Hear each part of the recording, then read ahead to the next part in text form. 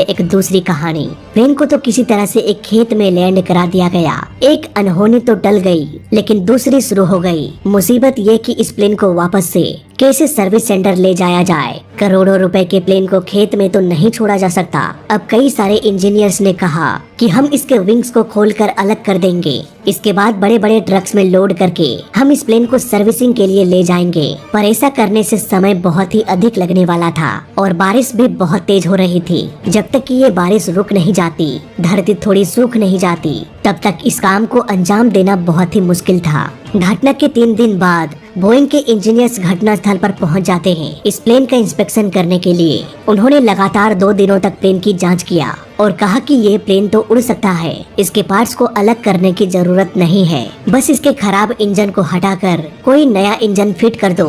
अब ये airline company पर डिपेंड करता है कि वो अपने प्लेन के साथ क्या करे। प्लेन के पार्ट्स को खोल कर ले जाए या फिर खेत में ही इस प्लेन को टेक ऑफ करा दिया जाए, या फिर ये भी कि खेत में ही सड़ने के लिए छोड़ दिया जाए। करीब 2-3 दिन गुजर जाने के बाद जमीन बिल्कुल ही सूख चुकी थी। अब यहाँ पर एयरलाइन कंपनी ने ये डिसाइड किया कि हम इसके इंजन को चेंज करके इसी घास के मैदान से प्लेन को टेक ऑफ करा देंगे। अब आप में से बहुत से लोग ये कहेंगे कि ये प्लेन तो खेत में लैंड किया था, न कि किसी रोड में। यहाँ धूल, मिट्टी और घास के अलावा कुछ भी नहीं होता। ऐसे केस में इतना भारी विमान कैसे टेक ऑफ कर सकता है? आइए इसे भी समझ लेते हैं। दोस्तों, प्लेन के टैंक में लाखों गैलन फ्यूल डाला जाता है, जिसकी वजह से प्लेन का वजन भी काफी बढ़ जाता है। इसके बाद प्लेन में सैकड़ों पैसेंजर्स भी होते हैं, उनके साथ उनका लगेज भी होता है। इससे प्लेन का वजन और भी अधिक बढ़ जाता है। लेकिन फ्लाइट 110 को इस घास के मैदान से टेक ऑफ कराने में कोई भी टेंशन नहीं था, क्योंकि इस प्लेन में उतना ही फ्यूल डाला गया जितनी जरूरत है। वही दूसरी ओर ना तो इसमें कोई पैसेंजर था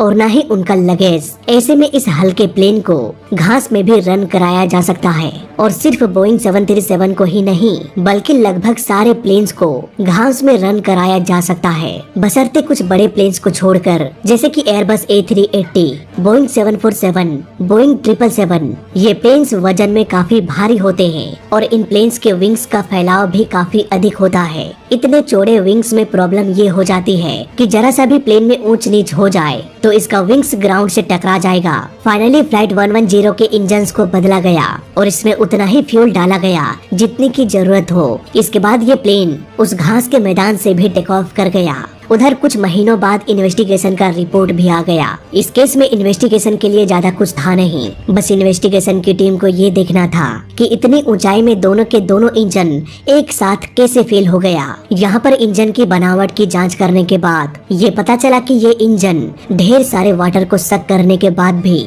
आसानी से रन कर सकता है।